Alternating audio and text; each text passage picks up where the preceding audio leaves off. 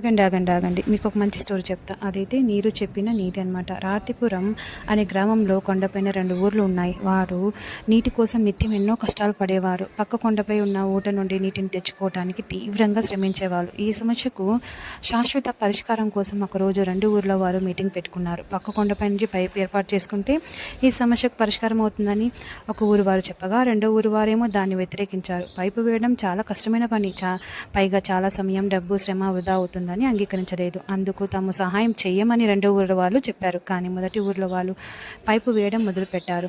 మొదట్లో ఎన్నో ఇబ్బందులు పడ్డారు. కొందరు తీవ్రంగా గాయపడ్డారు. పైపు విరిగిపోయాయి, తీవ్రంగా నష్టపోయారు. వాళ్ళు కష్టాలను చూసి రెండో ఊర్లో వాళ్ళు నవ్వుకునేవారు. కొన్ని సంవత్సరాలకు ఎలాగైతేనే పైపు నిర్మాణం పూర్తయింది. మొదటి ఊర్లో వాళ్ళకు నీళ్లు వచ్చాయి.